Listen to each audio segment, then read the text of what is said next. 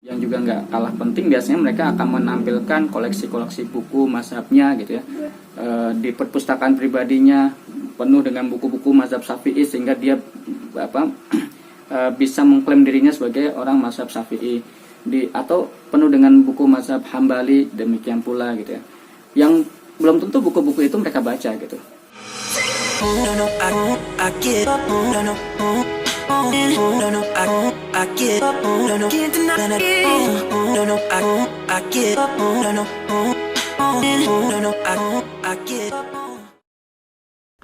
Bismillahirrahmanirrahim. Assalamualaikum warahmatullahi wabarakatuh. Alhamdulillah hamdan katsira kama amar hamdan yanbaghi li jalali wajhil karim wa 'azimi sultani. Asyhadu an la ilaha illallah wa asyhadu anna Muhammadan abduhu wa rasuluh.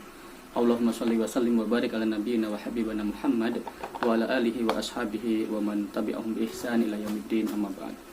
Teman-teman sekalian, kita telah membahas sebelumnya dua dampak dari apa yang terjadi dalam pola pemikiran di masyarakat muslim ketika itu, sebelum kemudian masuknya penyerangan pasukan salib. Ya, kemarin kita telah membahas dampak dari aspek pemikirannya, kemudian dampak dari aspek pendidikannya. Nah, sekarang kita akan masuk pada dampak yang ketiga, yaitu terkait dengan aspek sosialnya. Jadi kalau kita sudah membayangkan bagaimana pola pemikiran yang berkembang ketika itu kemudian melahirkan cara berpikir yang sangat mazhabiyah, ya, sangat komunalisme, sangat fanatik terhadap golongan. Kemudian kita juga membayangkan pendidikan yang tumbuh di masa-masa itu adalah pendidikan yang kemudian sangat kuat fanatik kekelompokannya, dan kemudian melahirkan suatu pendidikan yang tidak punya orientasi yang jelas, ya, bahkan cenderung untuk hanya sekedar menyebarkan mazhabnya dan kemudian membangun kekuatan dan kemudian saling berhadapan-hadapan, ya, dan tumbuh tradisi berdebat dan sebagainya. Maka kemudian yang ketiga kita akan membahas tentang dampak dalam kaitannya sosialnya. Tentu dengan cara berpikir semacam itu, dengan pendidikan yang melahirkan individu-individu yang gemar berdebat, maka kemudian melahirkan juga tatanan sosial yang juga terpecah belah. Dan perpecahan inilah poin penting atau poin intinya dari kelemahan umat Islam yang disampaikan oleh Dr. Majid Ihsan Al-Kilani. Nah, teman-teman sekalian, terkait dengan aspek sosial, di sini mungkin kita tidak membahas seperti kemarin kita rincikan dampak-dampaknya, ya. Tetapi terkait dengan sosial ini kita akan membahas lebih kepada polanya. Bagaimana pola mazhabiyah itu kemudian membangun tatanan sosial yang kemudian saling berpecah belah. Jadi yang pertama yang perlu kita pahami, mazhab itu pada akhirnya dia akan membentuk kelompok-kelompok, ya. Kelompok-kelompok sosial, ya. Jadi mereka punya pengikut-pengikut, kemudian mereka saling berkomunal, saling berkelompok, saling berkomunitas gitu ya. Nah, dan ini tentu berbeda gitu. Jadi kita perlu pahami pula, ya, ada yang disebut struktur institusi pemikiran, ada juga nanti struktur mazhab. Jadi bangunan instansi pemikiran dengan bangunan mazhab itu dua hal yang berbeda. Kalau bangunan instansi pemikiran, di situ berhimpun para ulama, para pakar, ya, yang sehingga mereka meskipun berbeda, mereka punya hubungan kepada sesama itu hubungan yang penuh dengan akhlak, penuh dengan nilai-nilai agama gitu. Tetapi kalau struktur mazhab, komunitas mazhabnya, para pengikutnya tentu di sini lebih beragam. Ya, bukan para ulama, mereka hanya pengikut. Di situ ada pelajar, di situ ada pedagang, bahkan di situ ada ada juga tokoh-tokoh masyarakat, ya, meskipun mereka bukan para ulama, ya, tapi tokoh-tokoh, ya, di situ bergabung di situ. Nah, mereka yang ada dalam struktur mazhab ini, ya, karena saking beragamnya, ya, dan hubungan mereka itu sebenarnya hubungan sebatas simbolisme, ya, hubungan sebatas simbol. Makanya nanti yang lekat yang tampak dalam struktur mazhab itu, ya, biasanya mereka hanya menampakkan afiliasi terhadap suatu mazhab, ya. Yang penting ada nampak afiliasinya. Yang kedua, kemudian mereka bergabung dalam komunitasnya, ikut kumpul-kumpul dan sebagainya. Yang penting dia hadir, kemudian dia merasa saya menjadi bagian dari mazhab ini. Nah, kemudian dia juga mungkin aktif dalam perkumpulan, ya, bergabung dan aktif dalam perkumpulannya, ya. Kemudian mereka memakai simbol-simbolnya, apakah itu simbol dalam bentuk amaliyah ataupun simbol-simbol dalam bentuk nanti memang atribut. Nah, Dan yang terakhir ya, yang juga nggak kalah penting, biasanya mereka akan menampilkan koleksi-koleksi buku mazhabnya gitu ya. Di perpustakaan pribadinya penuh dengan buku-buku mazhab Syafi'i, sehingga dia bisa mengklaim dirinya sebagai orang mazhab Syafi'i, atau penuh dengan buku mazhab Hambali, demikian pula gitu ya. Yang belum tentu buku-buku itu mereka baca gitu. Jadi ini sebatas simbolisasi agar kemudian mereka merasa berhak mengklaim dirinya bagian dari mazhab itu. Nah, ini perbedaan antara struktur institusi pemikiran dengan struktur mazhab. Kalau institusi pemikiran itu para pakar, para tokoh, para ulama, mereka mungkin berbeda pendapat, tapi perbedaan pendapat itu nggak membuat mereka saling menghina, saling mencaci, mencela dan sebagainya. Tetapi kalau udah masuk struktur mazhab, di sini sangat beragam orangnya, dan mereka cenderung pendekatannya simbol-simbol itu, dan kemudian memang fanatik mereka ya fanatik kekelompokan saja gitu. Bahkan mungkin mereka tidak paham juga dengan mazhabnya gitu, belum tentu paham juga dengan mazhabnya. Nah, dan inilah yang terjadi ya, mazhab-mazhab itu membangun atau membentuk kelompok-kelompok sosial. Nah, inilah pola pertama dari perpecahan sosial ya, yang nanti sebenarnya dalam kelompok sosial ini ya mereka nanti akan saling tikam. Ya, kadang-kadang perbedaan mazhab itu mereka gunakan ya untuk kemudian menikam, memusuhi, menjauhi orang yang keluar dari mazhabnya misalkan. Atau kemudian antar mazhab, yang orang yang berbeda mazhab dia hina, dia caci, dia cela, dia jauhi, dia downgrade semua kapasitasnya ya. Atau kemudian digunakan untuk pendekatan ke pemerintah juga gitu, untuk menekan pemerintah, untuk mencapai posisi-posisi tertentu dalam pemerintahan dan sebagainya. Jadi akhirnya kemudian difungsikan ya pendekatan kelompok-kelompok sosial yang berbasiskan mazhab ini ya, kemudian ya sampai kepada hal itu gitu, mencela yang keluar ya, menghina yang berbeda gitu, dipolitisasi untuk kepentingan mazhabnya dan sebagainya. Nah, ini pola yang pertama.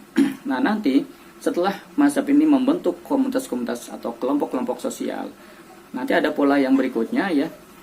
Tentu mereka kemudian akan semakin pecah gitu ya. Masyarakat itu akan semakin pecah ya. Bahkan ya sampai pada titik mereka akhirnya lalai dengan semua tantangan yang dihadapi umat. Nah, kelalaian ini ya bahkan berujung sampai menghabiskan kekuatan internal umat. Umat tidak lagi punya kekuatan. Nah, perpecahan ini pada mulanya mungkin ada di masjid-masjid. Tetapi kemudian dia melebar keluar dari masjid-masjid dan masuk pada kawasan-kawasan publik. Apakah itu di masyarakat, apakah itu di sekolah, ya, apakah di pasar dan sebagainya. Nah, sehingga perdebatan, ya, benturan-benturan itu bukan lagi benturan dalam kaitannya fikih-fikih ibadah, tetapi juga sampai pada fikih-fikih muamalah, sampai pada cara pandang hidup dan cara pandang bersosial pula gitu ya. Nah, ini terjadi misalkan banyak dikisahkan dikutipkan oleh Dr. Majid ya, misalkan kerusuhan yang terjadi pada tahun 470 Hijriah. Di situ Ibnu Athir saya bacakan. Ibnu Athir dalam kitab Al-Kamil fi Tarikh, dia menceritakan tentang bagaimana benturan antara masyarakat di Suk Al-Madrasah dan Suk Sulasa ya. Jadi ini ada di Baghdad ya, dua komunitas masyarakat di Baghdad. Misalkan beliau bercerita seperti ini. Pada tahun itu terjadi kerusuhan besar di Baghdad yang melibatkan penduduk kawasan Suk Al-Madrasah dengan penduduk Suk As-Sulasa yang dipicu oleh perbedaan keyakinan. Alhasil mereka pun saling menyerang. Nah, kemudian kata beliau ya, beliau mengatakan ya, bahwa dengan terjadinya kerusuhan tersebut, pemerintah mengirim tentara yang justru malah terlibat baku hantam dengan masyarakat, sehingga beberapa orang tewas terbunuh. Pada saat itulah kerusuhan baru berhasil dihentikan. Ya, begitu potret sejarahnya seperti itu. Jadi sampai pada mengorbankan nyawa dan sebagainya ya. Nanti ada juga misalkan beliau kutipkan sejarah di tahun 488 Hijriah. Itu juga nanti ada benturan antara masyarakat di Bab Al-Basrah dengan Al-Qarh ya. Beliau mengatakan misalkan dikutipkan ya, ini masih dari Ibnu Athir ya. Beliau sampaikan ya, 1 orang terbunuh dan 1 orang lagi luka-luka. Maka penduduk Al-Qarh menutup pasar sambil mengangkat mushaf dan membawa baju 2 orang korban yang belum berdarah. Jadi sampai parahnya benturan itu, sampai kemudian mereka untuk menyerah itu mengangkat mushaf. Cukuplah, maksudnya hentikan pertikaian sesama umat ini gitu. Nah kemudian nanti kejadian juga mungkin di peristiwa lain ya, belum berikan potret lagi yang lainnya tahun 521 Hijriah ya. Ini diriwayatkan oleh Ibnul Jauzi dalam kitabnya Al-Muntazam fi Tarikhil Muluk wal Umam. Nah, beliau menyampaikan bagaimana kemudian ada datang ulama dari Asy'ari ya. Dia menempati Masjid Al-Mansur, kemudian menjadikan pusat pendidikan, kegiatan mengajar dan sebagainya. Kemudian masyarakat Hambali tidak terima. Kemudian mereka protes, kemudian mereka bubarkan itu jamaah pendidikan di situ ya. Sampai kemudian mereka bikin kekacauan dan kemudian turun ke jalan-jalan dan meneriakkan suatu penegasan bahwa hari ini adalah kemenangan Hambali, bukan Syafi'i dan bukan juga Asy'ari. Ini sampai perlu dideklar semacam itu. Mereka menang dan tidak ada tempat buat Asy'ari, tidak ada tempat buat Hambali, buat Syafi'i di sini. Nah ini gambaran-gambaran tentang perpecahan masyarakat kemudian ya. Pola kedua setelah tadi terbentuk kelompok-kelompok sosial, kemudian masyarakat terpecah-pecah dan sampai-sampai orang miris ya. Mungkin orang-orang yang arif di zaman itu sangat miris ya. Kenapa? Karena dua kelompok ini kan satunya pengikut Imam Syafi'i, satunya pengikut Imam Ahmad bin Hambal. Sesungguhnya dua tokoh ini adalah mereka saling bersahabat ya. Bahkan banyak episode ya.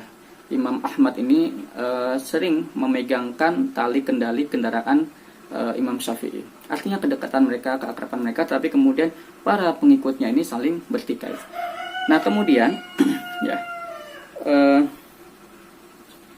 bahkan Ibnu Asakir ya kemudian memberikan gambaran ya tentang parahnya hubungan sosial ketika itu ya. Beliau katakan demikian.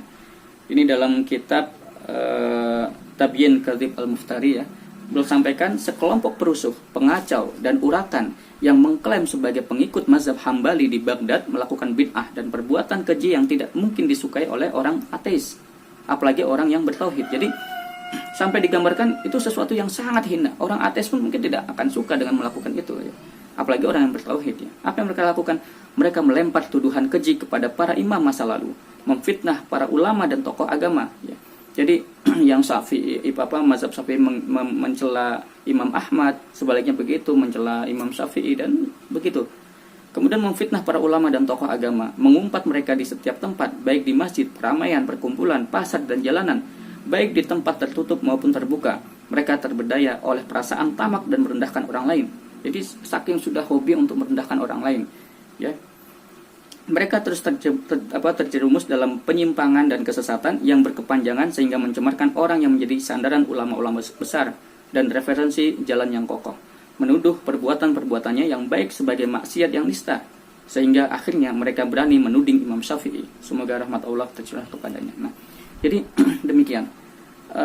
Kondisinya sangat memprihatinkan ya. Kita bisa bayangkan ya, celaan itu ada di mimbar-mimbar masjid, ada di pasar-pasar, ada di sekolah-sekolah, dimanapun mereka saling cela, saling menghina. Ya sebenarnya hari ini mungkin kita punya sedikit gambaran lah ya. Mungkin kita juga mengalami hari ini ada juga sekelompok orang yang mudah betul mencela, menghinakan ulama lainnya, mudah betul menganggap ulama lainnya tidak benar, tidak baik dan sebagainya.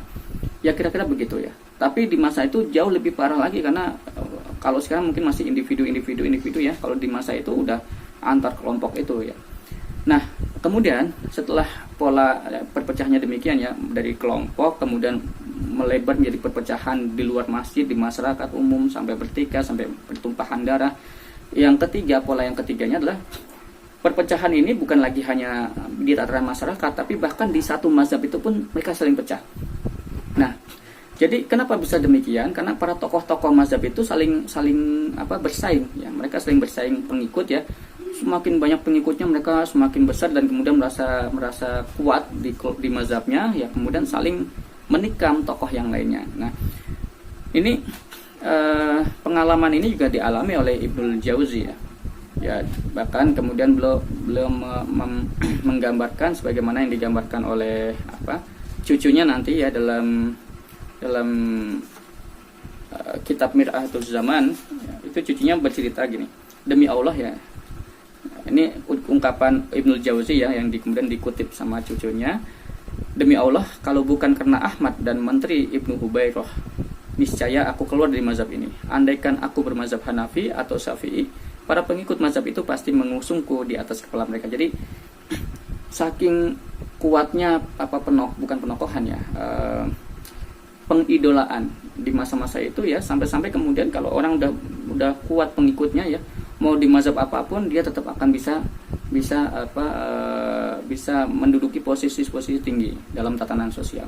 Jadi begitu gambarannya ya, pola dampak dari pola pemikiran yang kemarin kita sudah bahas ya, akhirnya sampai pada satu tatanan sosial yang terpecah belah dengan pola tadi dari mazhab membentuk kelompok-kelompok sosial, kemudian kelompok sosial ini saling bertikai, pecahlah masyarakat, kemudian pecahnya masyarakat itu berimbas pula pada perpecahan kelompok-kelompok sosial mazhab itu sendiri gitu, yang akhirnya tidak ada yang bisa dipertahankan dan habis semua kekuatan umat gitu, tidak ada lagi persatuan sekecil apapun itu, semuanya bahkan ego individu muncul, ketokohan yang tidak terkontrol juga muncul dan sebagainya. Saya kira ini penting untuk menjadi perenungan kita ya. Jangan sampai kemudian kita kembali pada tatanan sosial semacam ini ya. Kita perlu was-was terhadap lingkungan kita. Kita perlu menjaga jangan sampai berkembang pola pemikiran yang sangat fanatik kelompok, kemudian nanti berimbas pada tatanan sosial yang tidak lagi ada nilai penting bagi sebuah persatuan. Mudah-mudahan ini bermanfaat dan kita bisa lanjutkan di sesi berikutnya. Insya Allah satu lagi dampaknya, yaitu terkait dengan politik. Seperti apa nanti dampak dalam politiknya, kita akan bahas di sesi berikutnya. Terima kasih, sampai bertemu dalam sesi berikutnya.